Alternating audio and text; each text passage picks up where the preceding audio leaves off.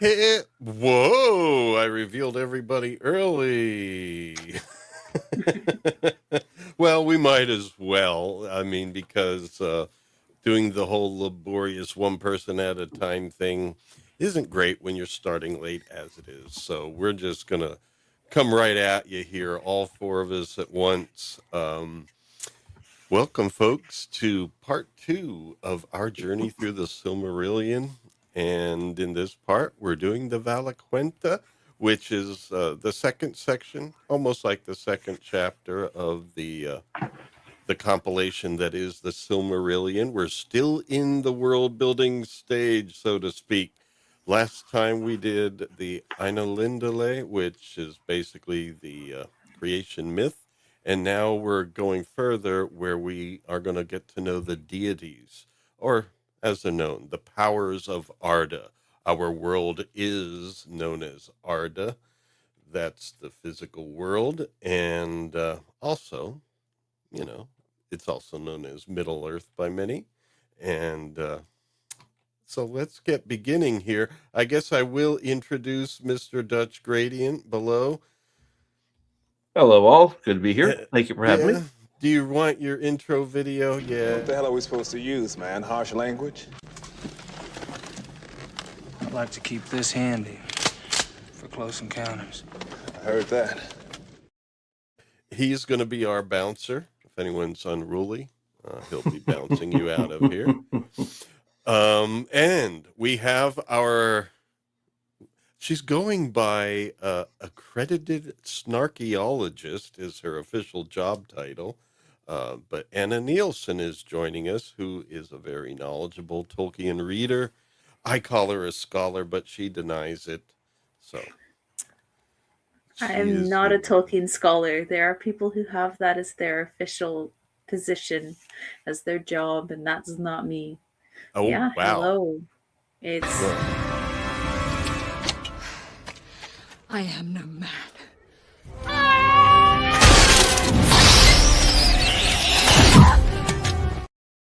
We should change that to I am no Never scholar. So you were about to say when I rudely cut you off, streaming, timing, tough. So you were about to say something. You were in the land of the rising sun right now. I am, and the sun is just starting to rise, which is why I'm so terribly lit from overhead. It's early morning here in Japan, so I'm coming from the future for most people who might be watching, unless you're watching the VOD, in which case it's all in the past. Oh, well, that we certainly appreciate that. And yeah, it's a different time slot for us, so folks will be joining us as they receive notifications. And I found out last night we are timed with a colleague. Unfortunately, right now, the Eclectic Goat is streaming at the same time. She's celebrating her birthday, and you know, we're just getting to know each other, so we didn't line up things yet. But in any case, we'll be rating the Eclectic Goat afterwards, because when we're done, she'll still be going. It's a casual birthday stream, but I'll be stopping by to say happy birthday to her, and we'll join her afterwards. But for now, we're going to talk some Tolkien. Liza will be joining us shortly. She just got a phone call from Steve Arvey, a rather well-renowned cigar box guitarist, and they're networking on some things right now. So that's really important. And she'll let us know what she's doing as soon as she gets here. Colin, the archer who goes by Colin, is having computer troubles.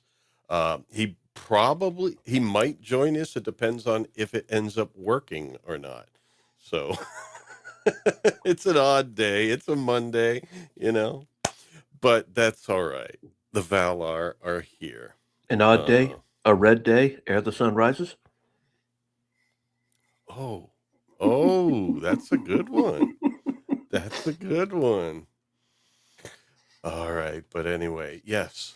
So last time we were talking about the Ainur, and we got a little taste of the Valar, but this is the chapter where we find out these beings that in non-physical reality, that under the great, shall we say, Godhead Eru, were created the Ainur. There were other beings, almost like the heavenly host, and basically they were making music, so to speak. And Eru was creating the music, and the Ainur were along with it, and everything they were making, these vibrations, basically were creating this future coming of this world, the entire world, Ea, almost like the simulation, shall you say, and then the physical world, Arda. And so Arda is basically based on that music they were making. And so it's like the physical form of that stretched over time. And of course, the Melkor was one of the Ainur that was being discordant with the song, and that reveals itself in the world. And Melkor is certainly going to be dealing with some things in the world shortly. But those who are basically in harmony with Eru and the song are the ones called the Valar, or some of them are called the Valar. Next week, we're going to get into the Maiar. They're another level of deity. But the Valar are the powers of the world. And just like Greek and Roman goddesses, they're like associated with different aspects of the world. And this is basically according to their predilection, as they were experiencing the world through Eru, they kind of chose what things they wanted to be involved with. And so these powers are almost like the deities on the planet. And this is the point where the Ainur, the Valar portion of the Ainur, basically are coming to Arda. And there's tales like before the mortal beings are semi-mortal beings, like the elves are a little more than mortal, but they before their time, there was like goings on and stuff like that we don't know about, but we do at least know that the Valar came to Earth, got their associations, and in reading Tolkien's Silmarillion, it can be challenging to get all these names down. So that's why we're here to help. So, anybody want to say anything before I begin with the slides? From what I heard, go on, Anna. You have something more important to say first. Go ahead. I'm gonna say technically it is Ainur with a U, not Ainur is the plural. A singular is Ainu. I knew that. One of them is an Ainu, and the Ainur are the plural. Did I? No, but it's not. It's not Ainur. It's Ainur with a U, not Ainur. That's not a word in Tolkien. I'm really sorry, Lawrence. Oh, it's misspelled on the slide. Well, it looks like it's even worse than that. What does that say? That's like an AI. Oh, that is an N. Oh, it's a U. Damn. Yeah, I'm so sorry. My gift for pedantry coming up. Did I do that last time too? And also, Ardent Party is correct. Ainu is a Japanese thing. I've been working with indigenous Ainu people for the last 8 years. That's part of my research. But it is just a coincidence that Ainu is the plural for Ainur. Oh, I thought well, damn. Yep. Oh no, everyone's gonna unsub now. I thought Ainur was kind of like inherent plural, like. No. Ainur is with a U. R is the plural of all of the Ainu. Okay. Singular. Oh, so Ainu is singular. Of each Ainu, yes. But they're usually referred to as a group.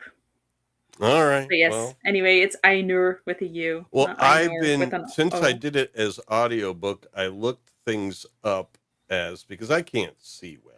And no worries. But and especially if you were listening. I did this as audiobook, and then I looked things up here using, of course, Google Gemini, and it gave me a list, and somehow it probably did have OUR, but as any American, I ignore that and just go. There's no O in the word. Well, Americans tend to subconsciously omit U's that they see as superfluous anyway, right? So we all do it. I'm often less than conscious. So anyway. Sorry, Dutch. What were you going to say? Oh, thank you. I appreciate it. No, Judge. No, Judge, yours more important, what complaint do you have, Dutch? I don't like this picture. What is wrong? No, I'm kidding. From what I remember hearing from my friends long ago who knew more about Tolkien than I did, which doesn't take much. The Valar and the Maiar were more like archangels and angels than deities. Am I wrong there, or are they wrong? I'm using the term, I guess, loosely because Tolkien doesn't even say deity, I don't think. He It's does the powers say in of the Arda. Yeah, the great among these spirits, the elves name the Valar, the powers of Arda, and men have often called them gods. So they're not gods, but functionally they behave in the world of Arda as if they were gods, and different men kind of glommed onto different gods. So like Oromë, the hunter, for instance, is really popular among the Rohirrim. His name is Bema, which means horn in Old English because it refers to his hunting horn. And so they treated him essentially as a god.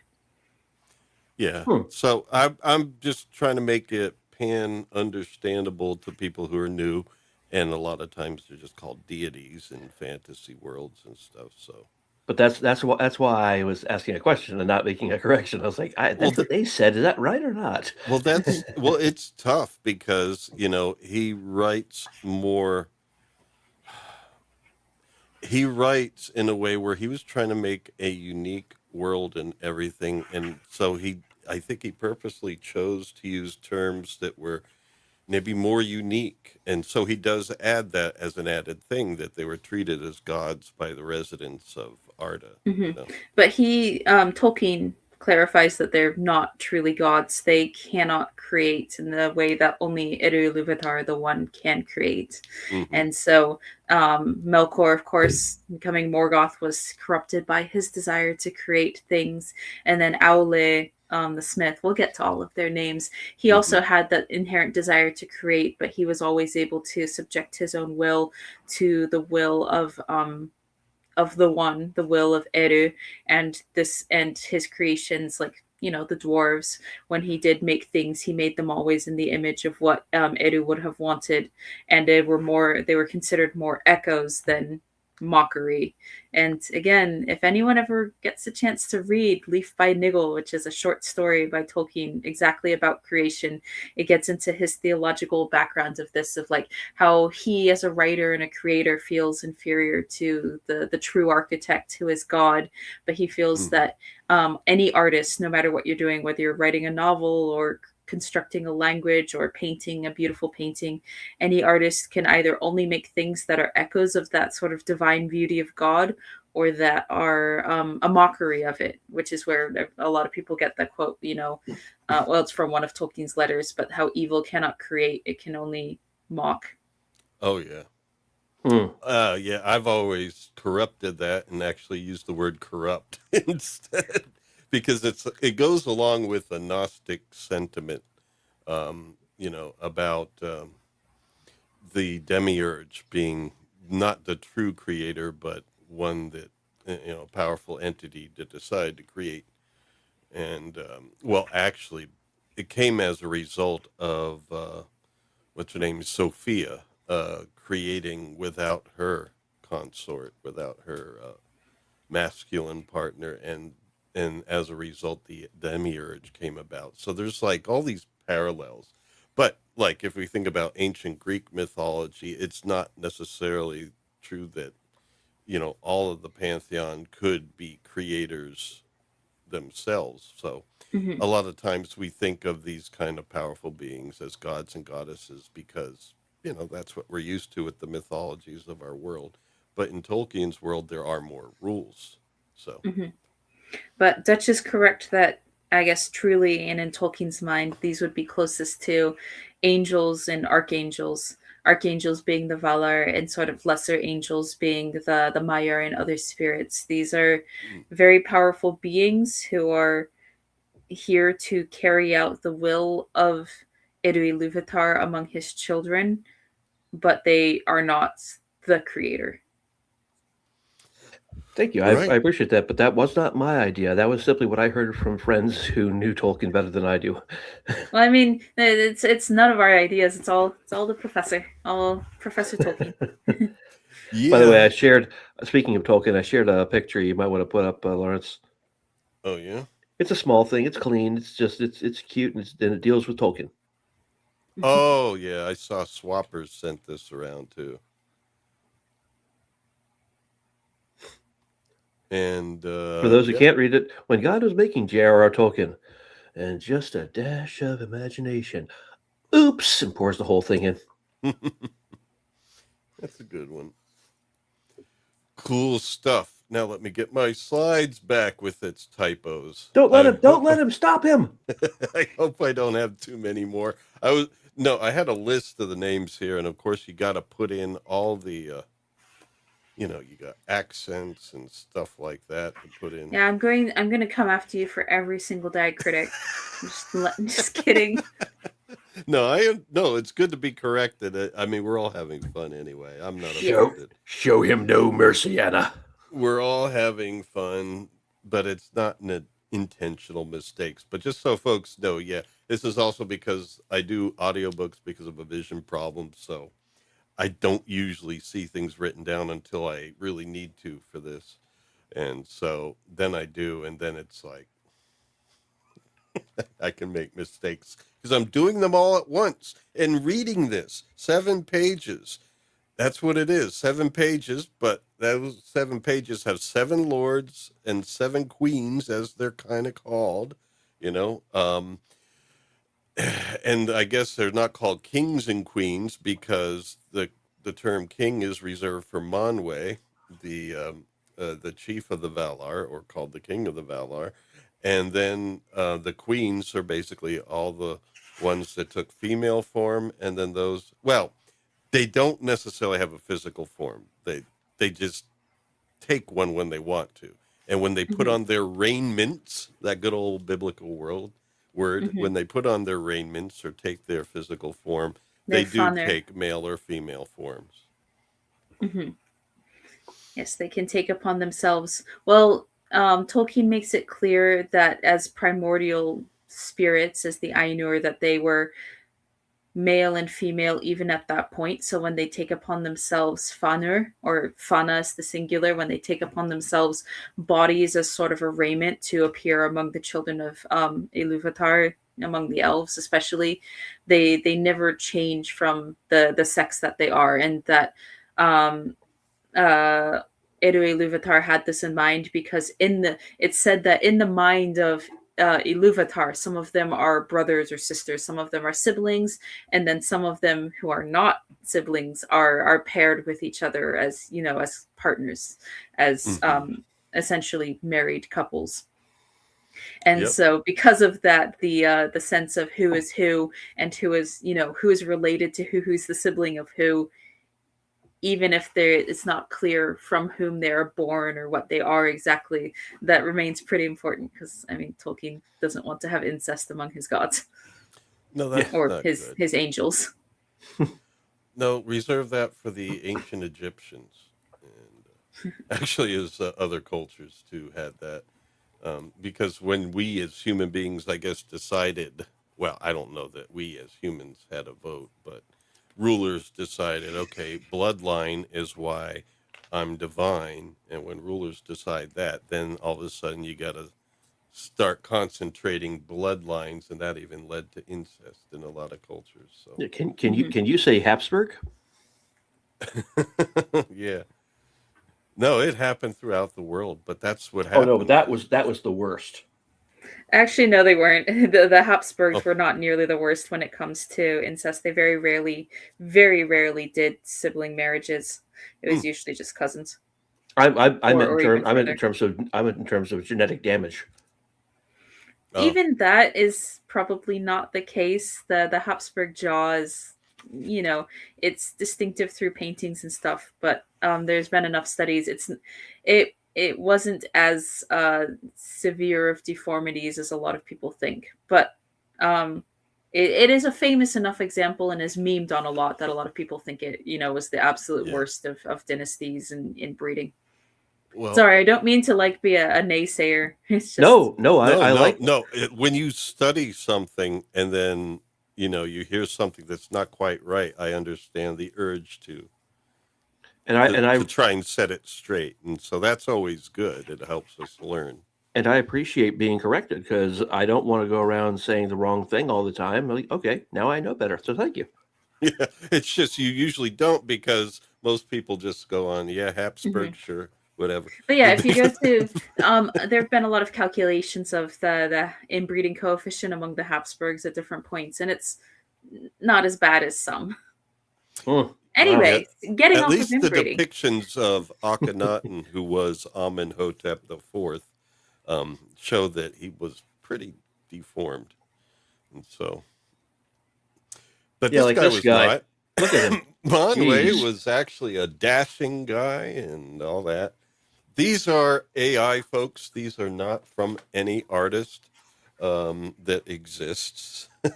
So I just wanted to have something visual, up there as we go through this to have a little bit of fun with it and all that.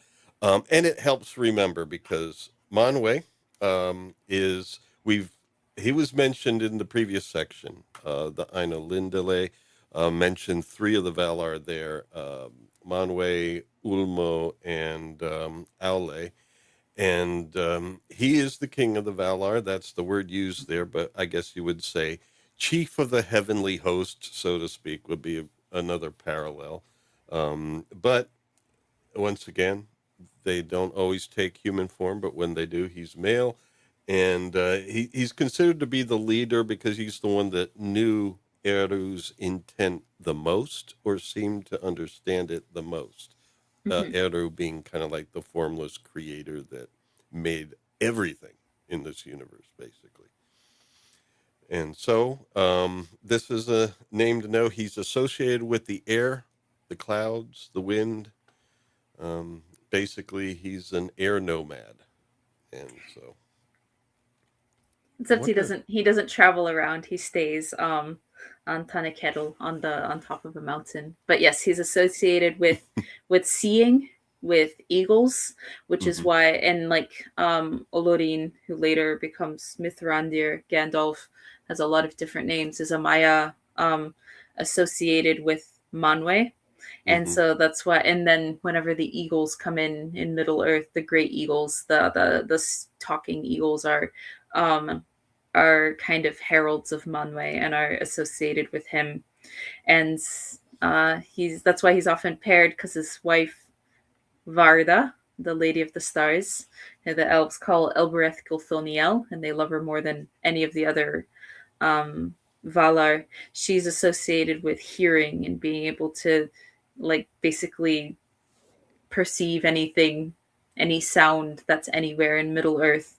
And so together she and Manwë see and hear everything that is at any time. It's interesting how in Norse mythology, Odin, was associated with seeing too. And but he relied on ravens at night. Right. And I'm certain that Tolkien was thinking about that when he was putting together eagles and Manwë. There's one interesting line about Manwë in here that just, to me, it smacks of C.S. Lewis. It says, "Too great is her beauty to be declared in the words of men or of elves." C.S. Lewis had a knack for describing things as what they weren't. Like he said, so she had this fruit, and if you imagined the sweetest, best tasting fruit you ever had, this was better.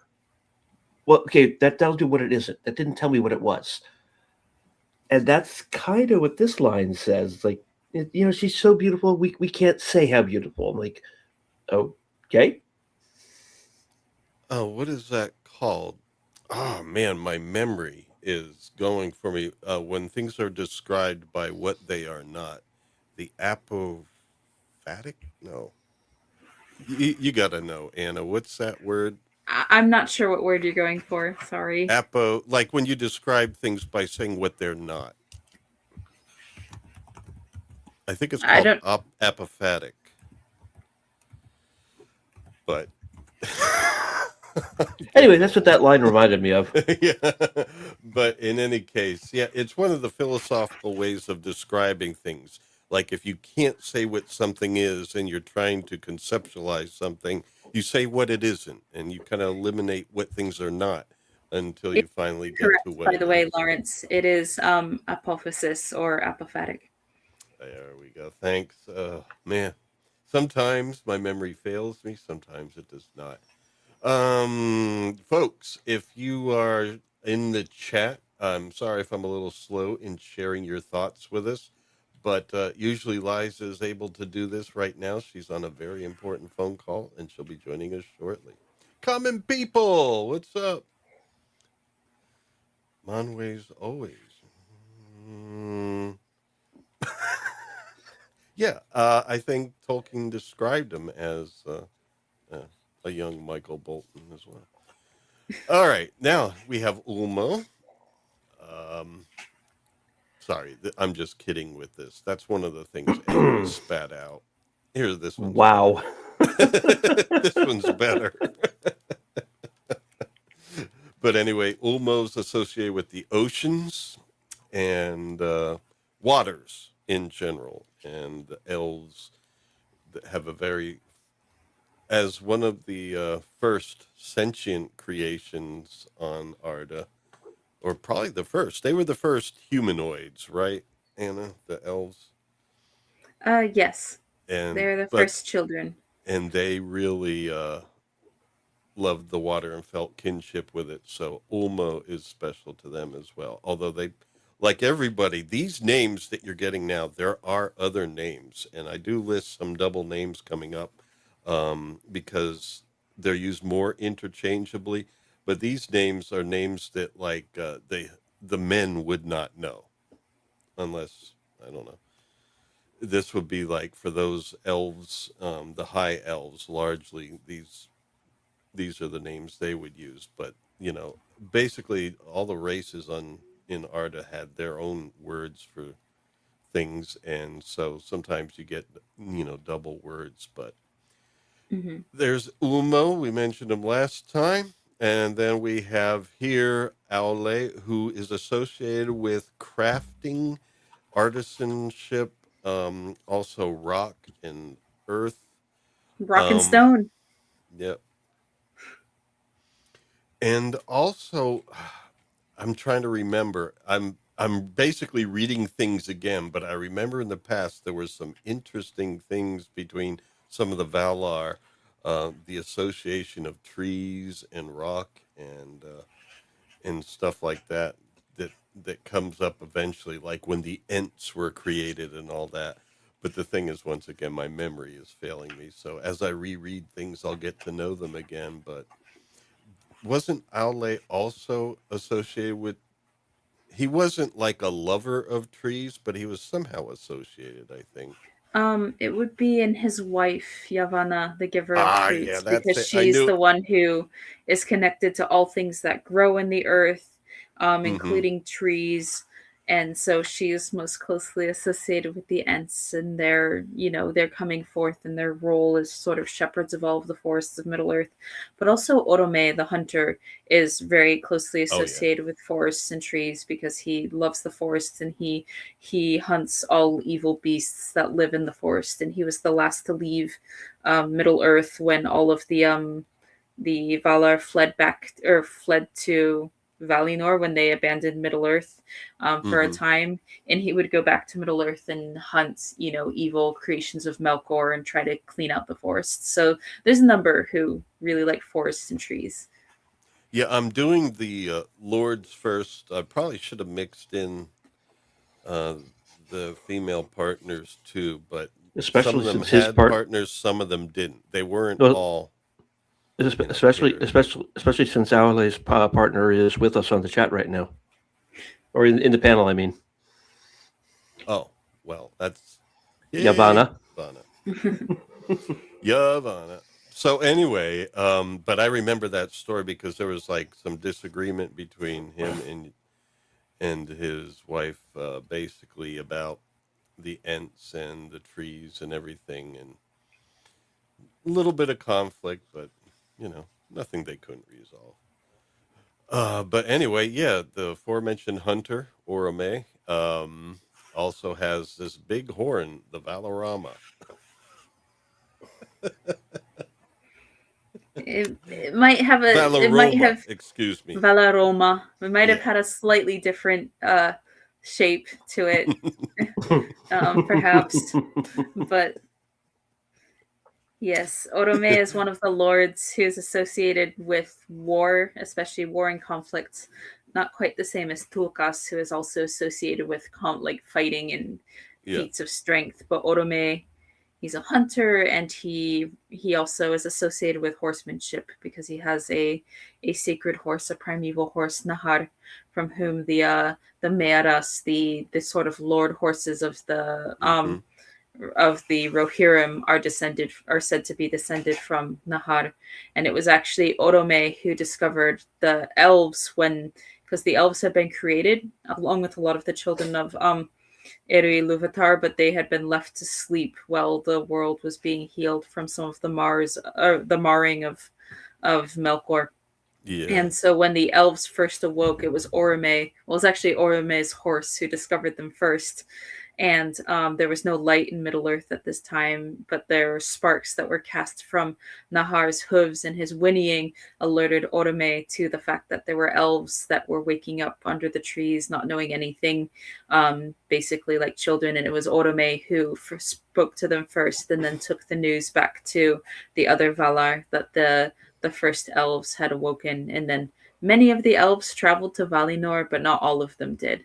And there we get the big split between the Cinder elves and who stayed in Middle Earth. Oh, sorry, I have derailed already.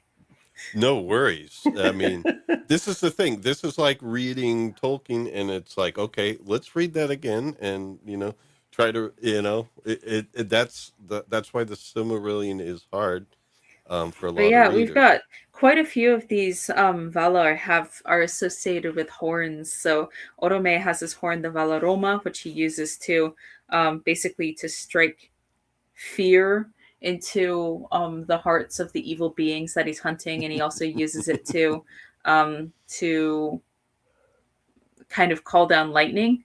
And then Ulmo, who we just talked about, who is the one associated with oceans, he has the Ulumuri, these big shell horns, basically conches, I suppose, that he blows on, and whenever people hear the noise of his horns, they get the sea longing that all elves inherently have, which, if you've ever read The Lord of the Rings, if you remember at the end of The Return of the King, there had been a prophecy given to Legolas by Galadriel that if he heard the cry of a gull, and in all sea creatures the voice of Ulmo is heard, that he would never be able to be content walking under the trees anymore, and that he would have to leave Middle Earth. He would feel that sea longing and have to go out onto Valinor.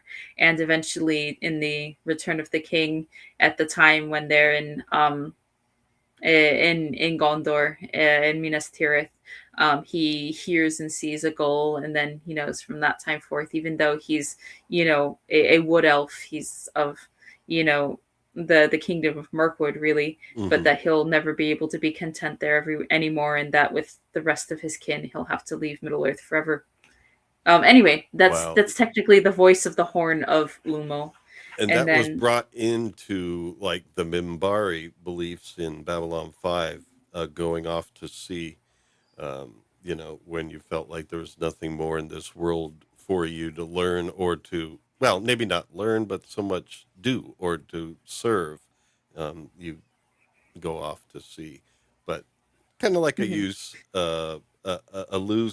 shall we say, homage there in what JMS did there. But let me ask you. And then Manwë is associated with trumpets because he's the king. Oh. Well. Everyone plays a horn. No one wants to be without an instrument. No one's hornless here. Yeah, well, especially since they were all born from, the music of the Ainur, And so what's going on here? Well, I put this in also because Oromë, as you said before, is kind of like associated also. Well, the Rohan really appreciated him. And so he was like one of the, I guess we could say one of their gods, because men did think of them as gods in a way, even though Yeah, they technically weren't. But so this is the horn that was the inspiration for what is it? Hell Hammerhand is the oh um, that was a person, right?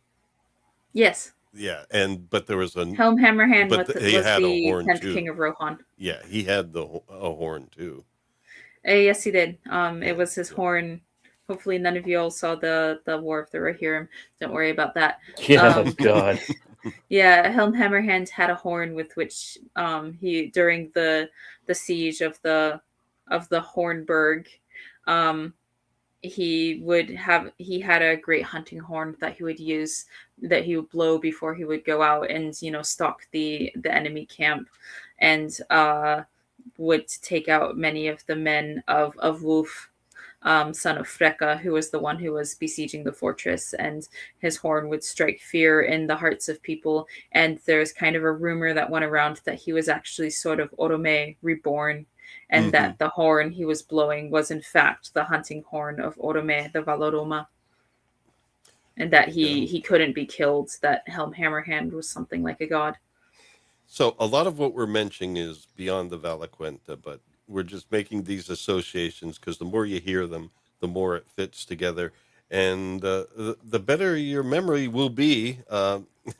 Mine is a bit of a sieve, but that's more to do with age than anything else. So anyway, here we have now this is where I put in the double names because they're used almost interchangeably in the writing.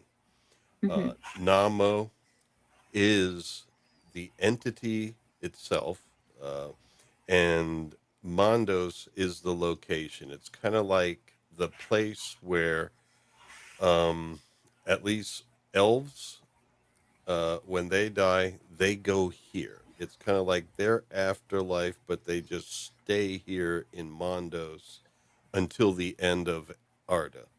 What's And then, hilarious? What's hilarious about this, though, Lawrence, if you pardon the interruption, you brought this picture up as you started talking about how you have trouble remembering things. yeah, Namo doesn't. yeah. Yeah, he remembers everything. And and it's the place. So a lot of times he'll be called Mandos, and even though that's really the place, not the name. So anyway, anything you want to say, Anna, about this? Because that's about all I have at this point.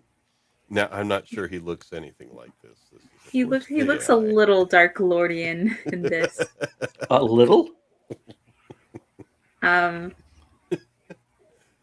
Mandos is more like he's supposed to be the best counselor of all of the Valar, and he can be a little he can even come off as a little bit harsh at times, but it's Oh all yeah. to do because he is the one who kind of pronounces judgment in the fates of people. And so, for instance, when I think it was Luthien who beseeched Mandos, who beseeched Namo, because she didn't want to be parted from Beren forever, and apparently the story goes that Luthien sang a song of such beauty and of such grief and mourning and of such power also that the heart of Mandos, which is very rarely moved by this sort of thing, was moved.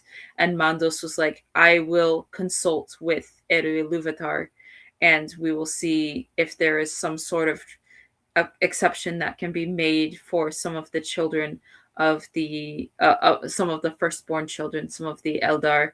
And so Luthien, and then any of her children who are half elven, which includes people like Erendil the Mariner, and then Elrond and Elros, who are brothers, who are also half elven as well. Elrond, who we know well from The Lord of the Rings, one of his surnames is Peredhil, the half elven. And then, of course, Arwen as his daughter. All of these elves, even though they are truly elves, they all have given to them a choice that most elves don't have, where they can choose mortality if they wish. And that was a judgment, a change that was made, an exception that was allowed by Mandos as sort of the master of the fates of all of all of elven kind, essentially. But the fates of men, what happens to them, only Eru knows. Mandos doesn't know what happens to the spirits of men after they die.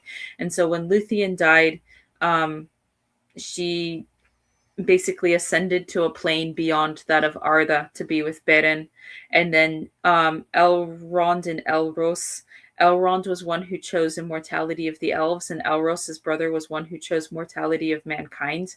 And so Elros has gone beyond, and then also Arwen has departed that, the plane of Arda forever to be with Aragorn after he died.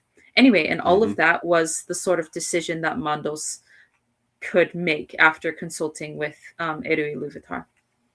Right. And also being thought of as the great counselor. I mean, in a lot of belief systems throughout history, death is often thought of as an advisor.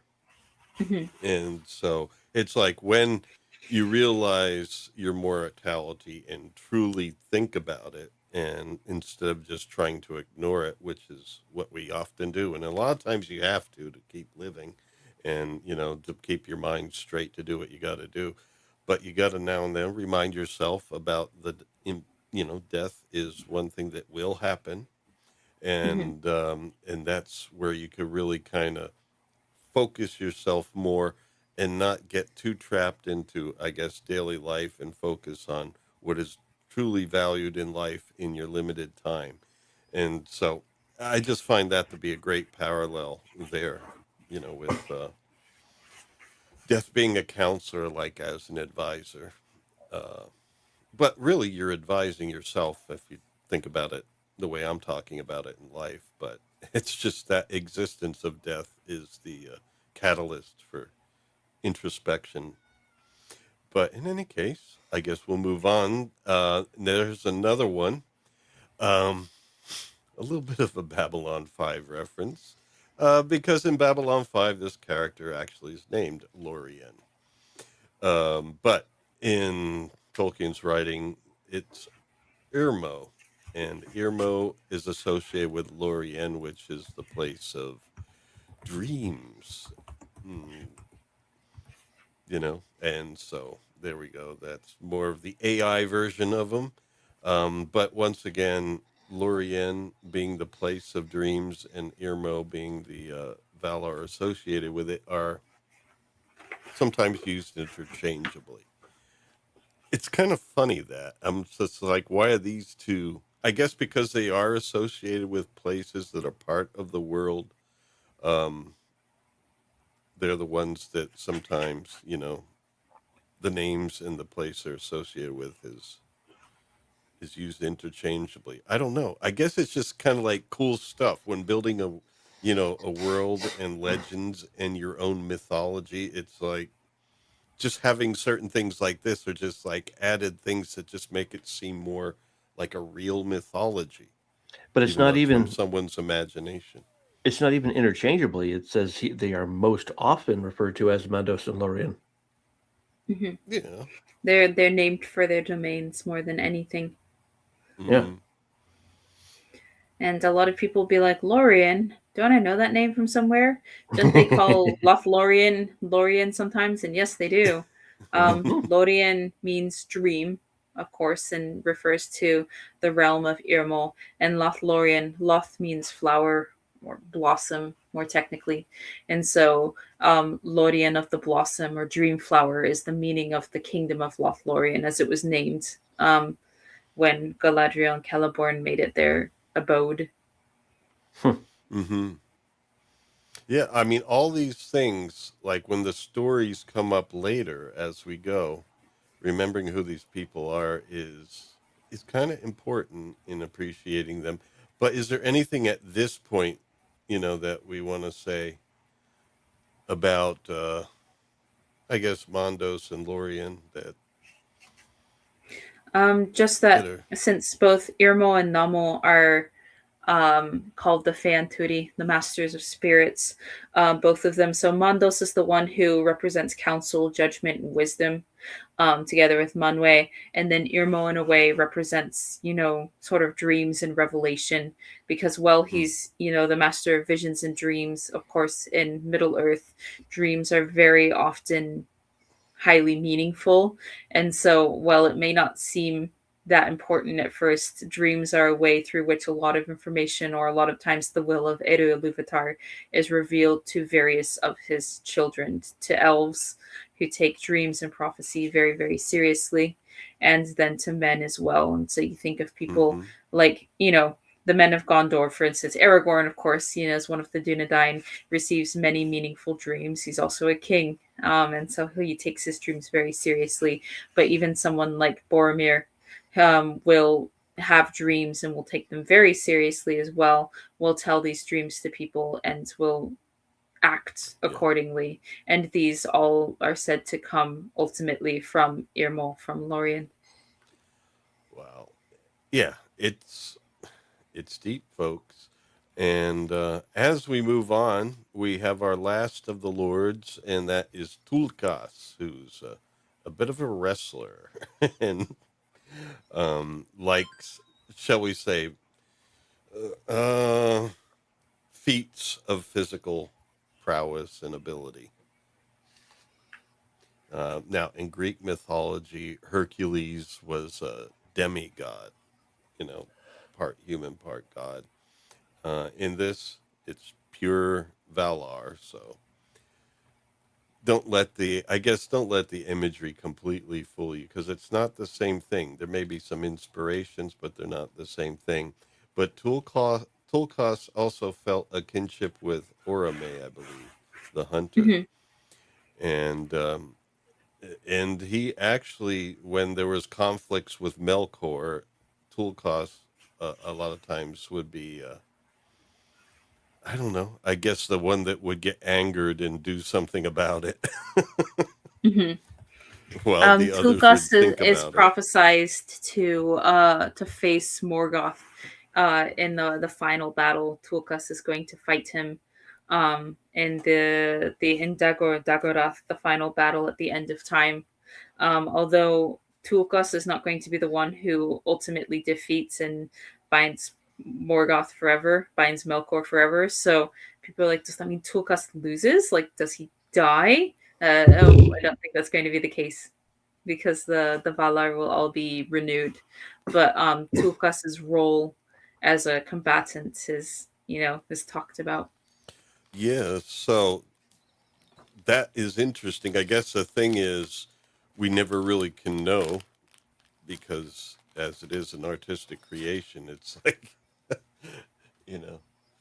we can't really be sure. But I think it's one of those things where it's like a battle at the end of time where, the truth gets revealed. But I don't think, harmony and discord is something that inherently need each other. So it's like you can't have the discord just be defeated and go away, and then, I don't know. And especially since even beyond time, things are continuous. And so it's almost like these inherent properties are probably still going to be there. Now, yes, sometimes I think of this stuff when I'm thinking about our actual reality. And so sometimes if I sound like I'm confused, that's why. I mean, it is said that the discord will go away at the end of Dagorath. That there will be a second Ainulindale, and this time not just the Valar, but all of the children of Eru Ilúvatar will sing and have a part in its creation, and that the world will be made perfect.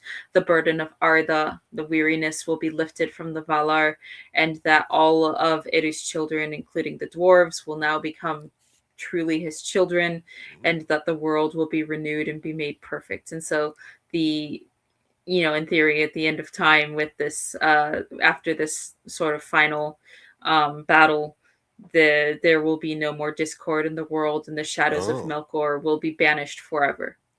Well, then you have a more hopeful outlook than I do. It's not me, it's the professor. I know. I'm talking about our reality.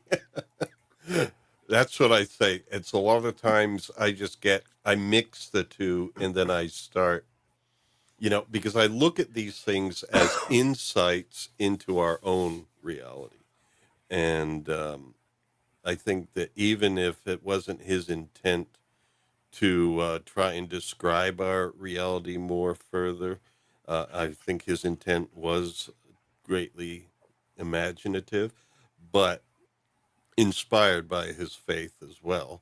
I still think that when someone does that, you're inevitably gonna, their truths or what they found as truths in their own life experience are inevitably going to seep through somehow. And so I just melted into my own reality and perception thereof. And so all these things are there. And that's one of the things where I'm still not certain whether, light can exist without dark, even beyond three-dimensional reality and what may be to come. So if I get things wrong in Tolkien's universe, it's usually because I'm just too explorative of reality itself, and I don't properly distinguish between the two. All right, that's a deathly silent moment there. So before we go on to Varda, did you mean to skip Oromë? no, I didn't. We've gone over Oromë. Oh, it just wasn't in quite the same order as they appear in the Valequenta. I didn't remember us covering him. Sorry. Yeah, talked he's about the his one with horn. the big tuba. Oh, like right. the marching bugle. Now I remember. Sorry. But here is Varda, and she is basically the partner of Manwë, and she's associated with the stars and the heavens, and I don't know, maybe some other things, but largely stars and heavens. She's associated with light, since we were just talking about light. Oh yeah. Light is her power and her joy, as it says in the text, and that the light of Eru Ilúvatar is reflected more clearly in her face than in anyone else's. And that if Manwë is the one who understands most clearly the designs of Eru Ilúvatar, then Varda is the one who reflects most clearly his light. And right. And of course, she's associated also with hearing, with being very keen. She's also the one who Melkor is said to fear the most of all of the Valar. And then we'll talk about it later when we get into the Quenta Silmarillion. But the reason the elves revere and love her more than all of any of the Valar, although they love and revere them all, because since she's associated with the stars, and when the world was being formed, of course, it had all been formed according to the design of the Aina Lindale and the Song of Eru Ilúvatar, but she was the one, when they actually descended into Arda and had to create everything, Varda was the one who created and placed the stars, which were the first and for a while the only light in the sky of Arda, because there was no sun, there was no moon for quite some time. And at first everything was the light of the two lamps and then the two trees. And when the elves first awoke in Middle Earth, the first thing they saw was the light of the stars that Varda had created. And because of that, they forever loved the stars and loved to be in starlight more than anything else, and revered her, calling her Elbereth Gilthoniel, for her role in having placed the stars. Well, yeah, I mean, and I imagined that when I first read that, it's like you're in this land, you come into an existence like the elves sleeping there, and then, of course, you would love the stars because it was your only light for a time, and so it's kind of important, both in the physical world as well as, you can become poetic about it because just sleeping there underneath the stars is also a very beautiful experience. I just want to make sure we got some of our chats up here, and so we move along. Of course, I need to remove the chat to be able to read my title there.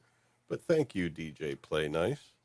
It's great having you in our chat, as always. And so, Dutch, I haven't heard from you in a little bit. You Hi. Welcome back. I've been here the whole time. I know.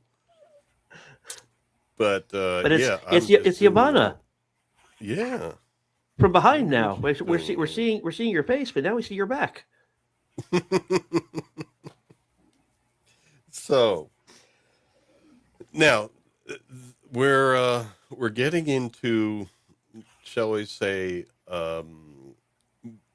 like, what is it? I just remembered that the queens of the Valar also had their own name, wasn't it? Like the Valier. Everything has so many names to it. But we're getting into ones where it's like, I know them best by their stories. And so just, maybe share one of the stories associated with Yavanna, especially is it just because your name is so similar, or do you really like Yavanna as a character? And just because the name is similar. Okay. I think she's neat. I have nothing to do with the Queen of the Earth. Yeah, she's another one. Like Manwë, his surname Ulmo, the Lord of Breath, essentially. Yavanna is surnamed Kementari, which means Queen of the Earth. But she's associated with trees and fruits, growing things. She wears green. She's very tall and sort of tree-like herself. Yeah, take care. And she plays a big role in the story, the growing, and then eventually the saving from complete destruction of the two trees. Being able, it was she and Niema, who work together to have the two trees, when they're destroyed by Melkor, to have them produce one last fruit and one last flower, through which the light of Eru Ilúvatar is somewhat preserved. Right. And so, yeah, that's when we actually get more into the actual Silmarillion itself. But I don't know what was it with me and wanting to put them before fountains, but I did. And so anyway, we have Niema, and these are the ones where, at least for me in the reading that I did a few years ago, I forgot a lot about Niema, and today when I was producing these slides, I couldn't review it so quickly, so I have to defer to you, Anna. Anything you want to say about Niema? But basically, she's associated with crying and sadness. I know that much. And, her grief is said to bring power to everyone, and in a way, her grief and her tears are strength and hopefulness. It says here, she brings strength to the spirit and turns sorrow to wisdom. She's another one who, like Ulmo, doesn't have a partner. She's alone, but she is the sister of the Feanturi of Namo and Irmo. And if Namo is associated with the dead, the spirits of the slain, and with judgment, and then Irmo, of course, is associated with visions and dreams, her being associated with grief and grieving for all of the wounds that have been inflicted by Melkor, follows with the idea of three siblings who all have to do with spirits and kind of emotional things. Niema, she also, there's quite a bit of biblical language that's used at different points throughout, particularly the Valequenta. And so one of the things, there's a biblical reference that's made when it comes to her. I'll read really quick. Mightier than Estë is Niema, sister of the Feanturi. She dwells alone. She's acquainted with grief and mourns for every wound that Arda has suffered in the marring of Melkor. And a lot of people are aware of the phrase acquainted with grief being in Isaiah, like from the messianic passages of Isaiah. I pulled it up here. It's Isaiah 53:3. Where it's talking messianically about Christ, that he's despised and rejected of men, a man of sorrows and acquainted with grief, which quite a lot of people know that phrase. And Tolkien very deliberately incorporated that and other biblical phrases directly into the Valaquenta. I'll also mention really quickly Manwë, on page 26 of my edition. Manwë was appointed to be, in the fullness of time, the first of all kings, lord of the realm of Arda, and ruler of all who dwell within.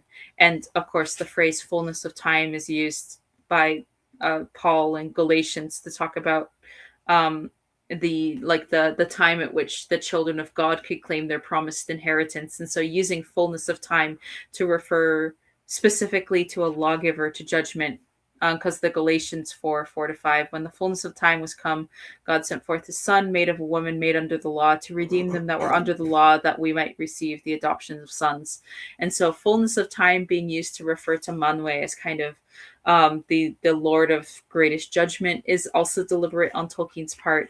And then on page 28, really quick, Namo Mandos, it says that Namo the elder dwells in Valinor, he dwells in Mandos, which is westward in Valinor. And of course, a lot of people remember the phrase eastward in Eden, referring to the Garden of Eden, which comes up in Genesis 2. And so anyway, there's a lot of biblical terminology that is placed directly into the Valequenta specifically. In the interview that you shared last time we talked about, is Christopher Tolkien talking about things. I went back and listened to that, and Christopher Tolkien calls the register that Professor Tolkien, J.R.R. Tolkien, writes the first two books, the Aina Lindale and the Valaquenta in. Christopher Tolkien says it's a very flowery, consciously archaic manner, and that it's really beautiful. And as we go into the rest of the Quenta Silmarillion, it's still really, really beautiful prose, but it's a little bit more prosaic, I guess you could say. But it's very, very stylized and biblical here, as Tolkien is talking about essentially what is divinity. And so he uses quite deliberately a lot of biblical turns of phrase. And since the Valar together all kind of represent different aspects of Christ and different parts of his role as sort of, the only begotten Son of God, in this case, Niema takes on the aspect of, grieving for all of the wounds and hurts and basically the sins of mankind. And so she has one aspect of a Christ figure to her. Sorry, that was far too long. No worries. No, it wasn't. But I was also brilliant. thinking about the lamentation of the mother of the god at the foot of the cross and everything. And then the inclusion of lacrimosa as a movement in the mass and everything. So there's something about sorrow in general that it's necessary in the human experience. And the use of directions also, when you're talking about the West, and of course that's where Valinor is in comparison to, the Middle Earth itself. But in ancient Egypt, the Western Nile, or in the West, is considered where the sun sets, but that's also where the afterlife is. And when you died, it was called westing, in going west. And then, of course, that relates with also the mythologies of the sun going down in the west, going around, and then coming back up in the east.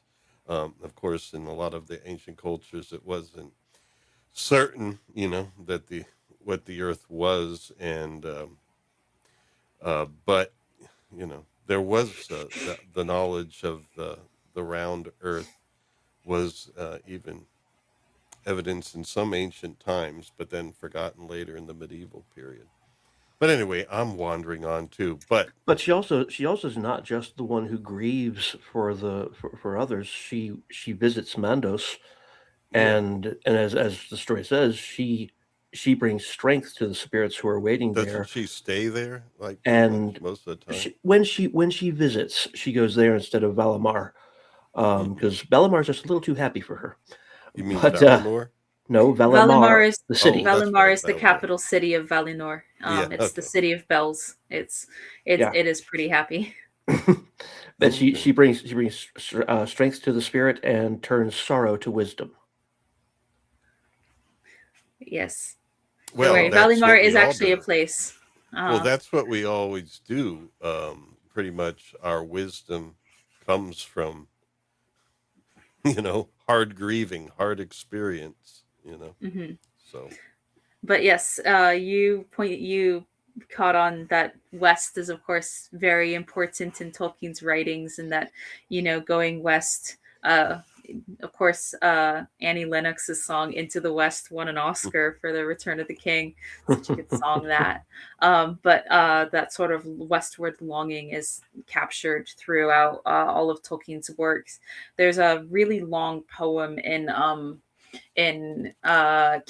Kenya language that is sung by Galadriel upon their parting, when the Fellowship leaves Lórien, and the last line of it is Romelo Vanwa Valimar Namarie Naedia Hiriva, which is lost to those of the east is Valimar, farewell, perhaps even thou shalt find it, which is kind of an invitation to Frodo, and then of course to others of the Fellowship eventually do find their way to Valimar. Gimli goes there, Legolas goes there, and Frodo, and then eventually Sam also go there as well. But and then of course Gandalf eventually goes back as well. And then the rest of them do not. But there's kind of a longing for the West of sort of like an almost reachable blessed land that's both represents death, but also life beyond. Anna, you had mentioned, I think on X, that you have many poems in Kenya memorized. Yeah. Actually, watching you recite one out loud, just looking straight up, and I'm pretty sure you don't have it written on your ceiling. It's just that was really amazing. Maybe I do have like post-its on the ceiling. You don't know. Maybe I'm just a fake. I'm a total fraud. I don't have anything memorized. No, I mean, you're the opposite of me. I mean, but you remember everything, and I'm a void. But definitely Tolkien's use of the West was not Occidental. No. But well, we have our. Thank you for laughing, Anna. It was bad. I thought it was funny. So now we have Estë, or is it Estë? Estë. Estë. There we go. And go ahead. No. I was just probably. Most of what I do is serving things up to you. Because I was just going to say, well, she's associated with healing, I believe. But I mean, you remember the stories better than I do. So yeah, there's not a lot that's said about her. She's the spouse of Ulmo. She's also has something to do with she's a healer, but especially of weariness, and she gives people rest.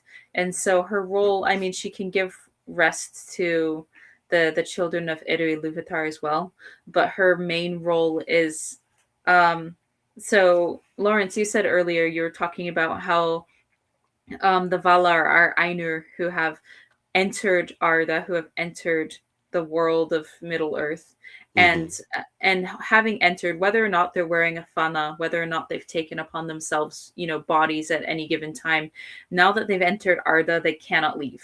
And so the Valar, even though they are immortal, and they cannot die, they cannot be killed, they're bound to Arda, and they can't go back to the timeless halls beyond the universe of Arda to rejoin Eru Ilúvatar directly. And also now that they're in Arda, all of the sort of the pains and troubles, the burden of Arda is what it's called. All of these pains and troubles come upon them, and they get sort of gradually more and more tired over time. Yeah, I know. And so Estë is basically, her role is to help ease and relieve the burden of Arda that the rest of the Valar are feeling, which is why at the end of time, after the Dago Dagarath, when they the burden of Arda will be lifted and the Valar will all become young again, because in a way they are sort of aging and feeling the cares and the weight of Middle Earth, which in a way, again, kind of collectively they all take on Christ-like attributes, which is something Tolkien wanted them to have. And so in a way they're all taking upon themselves the sorrows and sins of the world, kind of as a collective body. Well, I mean, that's part of what it was. It was the Ainulindalë was this song that was this almost like a seed for the creation of time and this in this world, and the basically those who were harmonious with Eru are basically the ones that are the stewards, despite the conflicts and the discord that Melkor created when he was being discordant with the song. And so they are now over time experiencing that compositional process, shall we say. It's like that vibrations where some fit, some didn't, and now it's taking form over time. And as you're going through this time, you are basically struggling through it because you're struggling through the discords. Even if Melkor is not around, part of what he contributed to the song could still be around even when he's not present. And so, I mean, at least that's how I interpret it. And all this stuff, I guess my imagination takes over, and sometimes I imagine things that aren't there. But that's part of what, at least I feel about it is, yeah, they were trapped in because Eru kind of like put them in and said, okay, time is now beginning. He gave them a bit of a sneak peek, like when we talked about in the last episode, a sneak peek. But then once time began and the world began, Ea began, they're in it. And so they're stuck there until it ends. And, I can certainly see how it gets somewhat tiresome over time. But then we have Vairë, and she is the weaver of stories of men, and well, not just men, I guess elves. Basically, all the children of Iluvatar are, just like the tapestry of life. We have that metaphor where basically she's weaving the tapestry of life, but it all comes from the song. It's almost like, but she still has some sort of part to play in it. Not everything is decided by the song because there is free will. And then there's also, I don't know, it's hard to explain, but that's what these things are. We're talking about concepts that are hard to explain. But she has some sort of role in it, even though there was the initial composition. Now it's taking form, but a lot of things were left open for free will. And then also, I guess, the part that she plays in it. She's the archivist. She Yes. she records everything that has happened, and the halls of Mandos expand as more spirits come in and as more stories are made.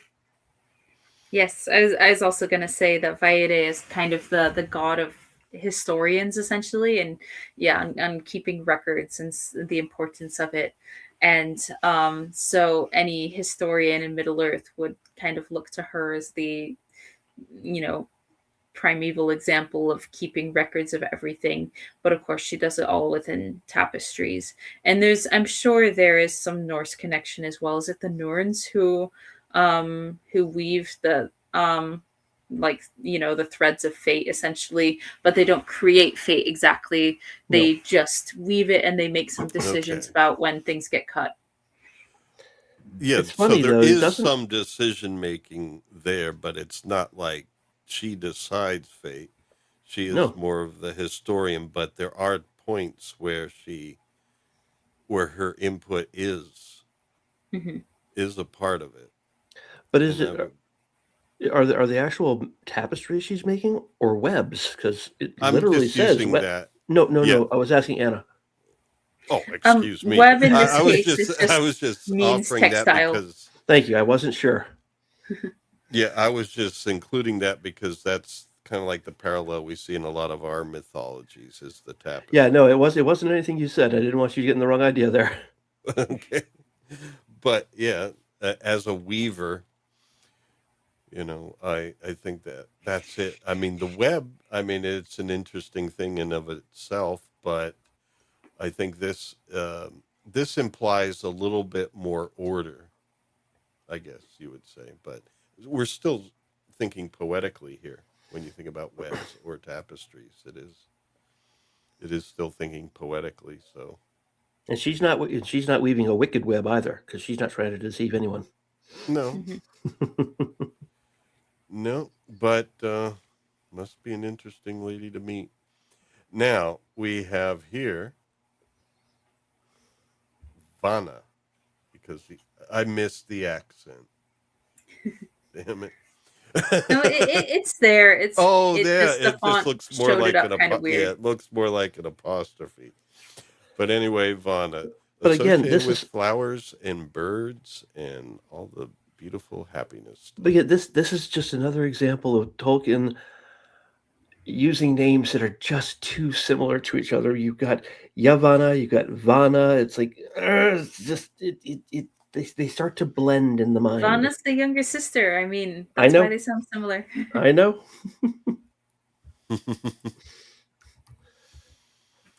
Yeah, but anything more we want to say about her? Mostly, I just remember her associated with flowers and birds. And wasn't she also? Didn't she do like some dancing around and stuff?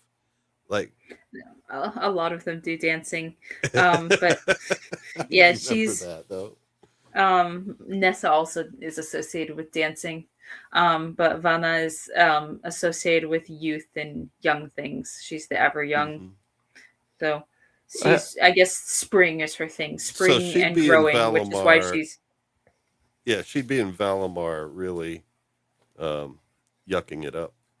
Mm-hmm. Yeah, but so it's like if Yavanna is associated with all growing things, her younger sister Vanna is especially kind of the generative power of every spring. I just imagine Manwë just pranking her constantly by because it says all swift birds, strong of wing, he loves, and they come and go at his bidding, and she says, and all birds sing at her coming. So he'd just be passing birds left and right in front of her, so she's just constantly surrounded by bird song. Hmm.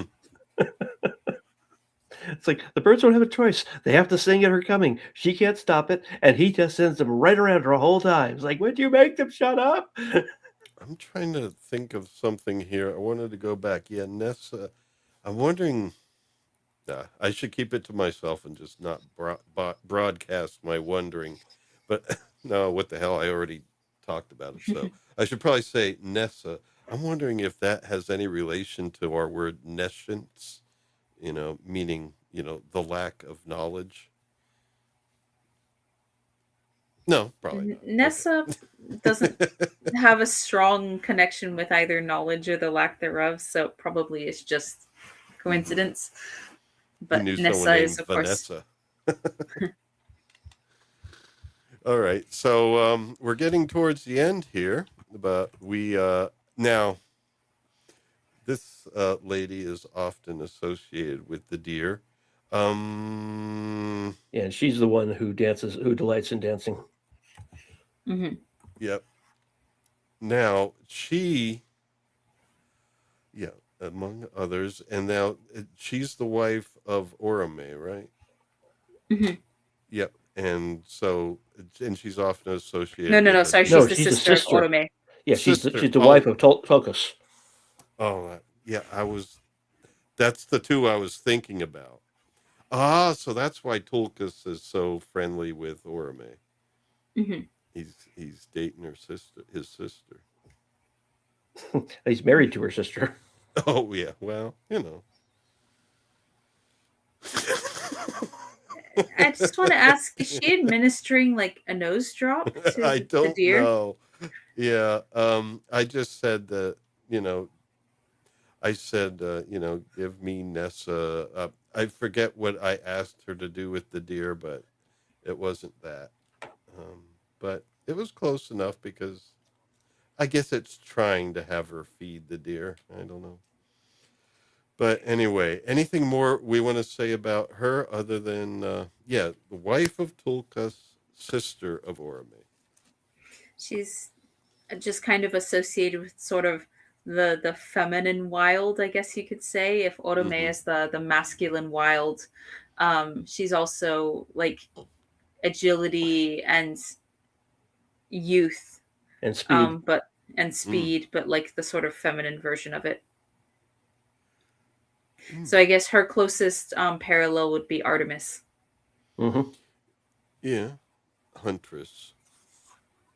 Yeah, because Artemis was the sister of Apollo, and Hmm. so And also and associated with deer. yeah, so but it seems like, I mean, I'm sure there have been people of the, hardcore studied which different mythologies were borrowed from here, but it Well, seems, she's not really Artemis because Artemis is the huntress and Nessa's not a Yeah, yeah. huntress. No, yeah, no, no. It's not a one to No, one. but you were correct in that she is very similar to Artemis in terms of wildness and swiftness and nature and everything else. I believe we've gotten to the end of our Valar. Now, I'm trying to think for And nothing people who, happens.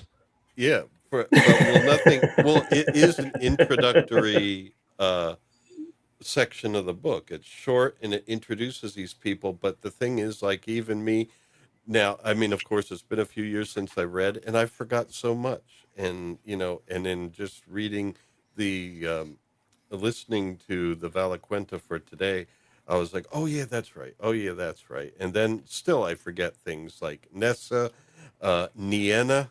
Oftentimes I'd get confused. I'm I've got shocked. Vanna and Yavarda. I often get confused. And then Vanna, it begins with a V, and so does Varda. Uh-huh. But Varda I can remember because I think kind of like Hera, But the, queen, chief but it's queen. worse. I don't But know. it's worse than just beginning with a V. They begin with va. There are two syllables, and they end with ah. It's like, oh my Mm-hmm. god, come on, Tolkien, why do you do this to us? It's a So language. It has internal consistency. He wrote it. I yeah. know it's just ah. Yeah, it does. And so, can I guess with the time we have left, we have you for maybe about 23 more minutes. What is it that was in his process for making these names? And you say yes, it's part of a language, and of course, a lot of the names, there's multiple names, and sometimes those other names have other meanings. Like Morgoth has a meaning in addition to, Hmm. just being another name for Melkor. Um, and Morgoth so means rises in might. right, and so a lot of these have meanings. Are there any meanings to these names that would be good to know of? So, Varda just means like the stars, essentially. Vairë means like the weaver or ever weaver. Nessa means literally youth. Hmm. Vanna means, I mean, she's subtitled as ever young, which is one of the meanings of Vanna, but it technically means like beauty. So they're the names given to them. Of course, these are not their names. We talked about them last time, about how the Valar all have actual names that are kind of similar. It seems that Tolkien, um, there's a language called Valian that he wrote, which he seems to have drawn on Sumerian and a few other things to have written this language. But the Valar only use it when speaking to each other when the elves aren't there, because the elves felt uncomfortable hearing and learning to speak it. So instead, they learn the Valar began to speak Quenya to the elves, and so these were the names that were given to them in the subtitles. That like the titles that they're given, like Sulimo, Lord of the Breath of Arda, or Kementari, Queen of the Earth. These are all names given to them by the elves, and so all of these names would kind of be very descriptive, like sort of self-fulfilling. Like Vairë the weaver is the weaver because she weaves, and so Vairë means the weaver. Hmm. No, that does help. But yeah, that's one of the things that probably, like, for some readers, it's a little bit tough because it's like, okay, here are the names of the Valar, but they're not their names. What? It can be tough, folks, but no, it's one of those things where, like, you don't really know, you know. Plus, we're talking about beings that are beyond time, or at least were beyond time, to begin with, and then, you know, become tied to this world. And so, it's hard to think of them having names to begin with because they're all just kind of like vibrational patterns. If you think about it, that's what they were as Ainur. I don't know. I keep trying to mesh this in reality, metaphysics and Tolkien at the same time. So that's just my plight. Hey, Lawrence, do me a favor. Dutch. Can Yeah. you swap Anna and me in the order? Okay. Yeah. Poor Liza. I don't know what's happened to her. No, I'm only asking that because every time the chat comes up there while Anna's talking, all of a sudden we can't see Anna. All we're seeing is the chat. I don't have a camera on me, so it doesn't matter if I get hidden. Yeah, I'm sorry, folks, but I'm doing more duties than I normally do today. So, what is that quote that you remember, Dutch, about multitasking? Multitasking. This comes from a company called Demotivators. The art of doing twice as much as you should, half as well as you could. That's exactly what's happening to me today. I'm, you trying to put up the chats. You keep repeating the same chats over and over.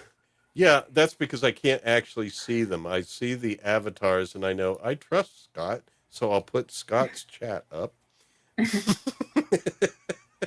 And I don't even see what it is. And then here's Gavin. Gavin, we like Gavin. Does anybody in the audience, in our chat, our lovely chat, have something to say other than ones from Gavin for my AI goddesses? Oh, well, yeah, at least to the men they were goddesses. And Gavin is a man. There wasn't much in the chat about our discussion today. Although Gavin did point out when we were all four of us before the slides started, the women were on the left part of the screen, the men were on the right. Really? Yeah. Yeah. You mean somehow the streamers? Yeah. Oh, that's cool. Yeah. I didn't intend to do that, but somehow it happened. But here's our last slide. We still got to remember this guy is coming back. Who's he? Melkor, the baddie, also known as Morgoth. And are we the baddies? Yep. Mm-hmm. So he'll be coming back with his dark trombone. enemy. But here's the thing: he's an Ainu, but he is not among the Valar because he was discordant. So he's just kind of like a free radical. He was counted as the Valar at one point, but he's no longer counted among them. So it was 15, but is now only 14. It says in the section, in the powers and knowledge of all the other Valar he had part, but he turned them to evil purposes, squandered his strength in violence and tyranny. And hold on, where's the other passage I want really quick? Yes, among... so it's talking about the Adatar are among the Valar. There are 9 of them. There were 9 of them that had chief power and importance, and they're called the Adatar, the High Ones of Arda. But it says among them 9 were of chief power and reverence, but 1 is removed from their number, and 8 remain. The Adatar, the High Ones of Arda, Manwë and Vairë, Ulmo, Yavarda, and Aulë, Mandos, Niema, and Oromë. And so they were the greatest of the 14. And Melkor was at one point counted among them, but now is gone. Removed from them. Yeah, at the bottom of page 25, it says, Melkor is counted no longer among the Valar, and his name is not spoken upon earth. His name is mud. Yeah, that should be bottom of 25 to top of 26 on your copy too. Well, the pages we're actually looking through it. You're looking through it like chapter and verse, like the Bible. Well, the pages that Anna were calling out matched my book's page too. So I've got the same edition. Oh, okay. Do you have the King James version of the Silmarillion, or? You know it. Just a remaindered second printing. But in any case, anything we want to say at this point, because we are getting to the end of our time here with Anna. She has a busy workday ahead of her, so we really appreciate you joining us. Absolutely. And I think next time we're going to do the Maiar, because then we have a whole nother bunch of names. And I think, Not actually that many. There's not too many of them that are No. named. yeah, well, No. that's true. But then that brings up other discussions, like the different wizards. There was, we know of Gandalf and Saruman, who had their Maiar names too. And then there was other wizards that were sent into the world, like a blue wizard, right? And then we never find out about that one. That's There a are thing, right? 2 blue wizards. Yes. Yeah. Mm. I think. Go ahead. No, I was going to say there was a guy who was posting on X. I can't remember who it was. It might have been Oldest Gamer. I apologize, whoever it was, if you're listening. I still enjoyed it. He was posting all these ideas that Amazon could have gone with and made a decent show. And one of them was the adventures of the 2 blue wizards as kind of like a buddy cop show. I don't know. I don't know Yes. about that. Alatar and Palando. They're out there somewhere, bluing around. Well, I guess they didn't feel the call to do anything about the whole ring thing. They were just doing their own thing. Well, you never know. Maybe. I tried watching the show. I couldn't even get through the first episode. Of Rings of Power? Yeah.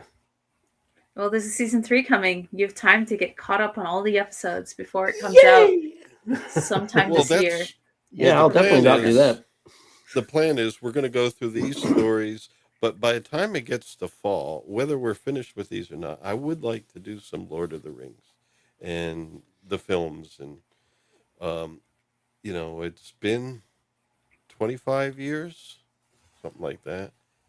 And so for the Fellowship, yes, it'll be. Yeah. Yep. Because Fellowship came out 2001. So December 19th of this year will be the 25th anniversary of Fellowship of the Ring. So leading up to that, it'd be great to probably go back to that and see what we can do there. So better get my move on with the Maiar. But I felt today it would not be, and we see what happens. As soon as we mention one name, there's Anna knows the legends, and a lot of them too, Dutch. I used to. But, that's how it goes. We just kind of encounter these things. And the discussions just come. So, that's hopefully what will happen in the future. But, folks, we thank you for joining us here on this early time. I will open the floor if there's anything more folks want to say. Otherwise, we'll pretty much round it off because Anna, who we greatly appreciate, does need to get to work. Yes, but I will say that my own knowledge of Tolkien pales in comparison to Anna's. Oh yeah, well, I don't know if that's true. I'm not. Again, I'm no scholar. Trust people me. actually do this for a living. Trust me, it pales. Like Scott said, his knowledge of this maybe could fill a thimble. Mine goes a little higher than that, but like Dixie cup maybe. Well, my knowledge, you have 2 categories. There's the things that I knew at some point, and then the things that I know now. And one of them is about thimble size. But in any case, I guess that's about it. And what we're going to do is we're going to raid the Eclectic Goat. She's having her birthday stream. And I'll be joining her, actually. Give me a few minutes, fantastic. and I'll Cool. be popping in there. But she also has coming up on May 18th on her Monday streams, Babylon 5 and Crusade. She's doing a comparison, why Babylon 5 worked and Crusade did not. And we'll be doing a 4-week thing on that, and I'll be joining her when she does that on May 18th. And Eraserhead will be on the panel then too. So neat. So we're reaching out. Yeah, I think that's cool when we can kind of work with others that similar, you know, similar interests and stuff, and we appear on each other's channels and talk. Um, so anything coming up for you, Anna, that you want people to be aware of? I don't have a channel or a social media following. You won't find me anywhere. So no, Yeah, nothing. aren't you an AI bot? I am. Well, first, I'm a bot. Second, this is a paid actress. Ah, gotcha. Like I'm behind the camera. I'm holding up little cards and trying to sync the mouth and the voice. It's really Well, if the amazing. She's Maiar, doing excellently. if the Maiar isn't super long, maybe next time, do you think we should do two things, like the I Maiar think we and then? could. Okay. Yeah, We will absolutely. be able to stay on time. Okay. And All even right. if we don't, we can stop when we need to stop. All right. It's funny how that works. I keep trying to organize things. And Lawrence, I don't want to add to your work, but if you want, like, I know there are a lot of Tolkien artists who have done Silmarillion work over the years. One of them's my friend, even, and Mm-hmm. so like if they're properly credited, if you want me to provide images of various things that artists have done that represent the lore, you could use those if you wanted to move away from the generated ones, but that's up to you. Well, the generated ones sometimes are funny. And, I don't know. But if you would like to, I certainly am open to contributions. I could definitely write in the credits if I'm provided with them. It shouldn't And be a problem for the channel or anything, so long as, because people will use these images in their video essays all of the time, so long as they're credited as who the artist is. in the There's no description, problem. I mean, is you it? could just put it like a text in the corner of each Oh, image. okay. That's usually what people do. Is Yeah. they'll just be like, there's a Russian artist who does a lot of really, really excellent Silmarillion art, and All so right. a lot of people use her work. Well, actually, no, that would actually reduce my work if you're able to provide me with some of those Oh in the yeah, because credits. you said like a few times like something will be generated, and you're like, I can't use that. Oh my gosh. Yeah. Well, today's stuff was all right. At least they were in the same theme. But I don't know. We'll play it by ear. But yeah, whatever you want to contribute, just send my way. You got the email, and then Mhm. I can, definitely use, real artists' work, and that would be cool. Alrighty, I think we're gonna call it a day, folks. Uh, Last call for anything. Thanks I'm for gonna have to having me check on. with Liza It's and see always what's fun going on. to talk about the film. Anna, Oh thank well, you for thanks making for time being for here. us. Yep, we greatly appreciate it. And next time we'll just get better and better. All right, folks. Thank you for joining us. We're raiding the Eclectic Goat, so we'll see you over there. It's her birthday. Say happy birthday.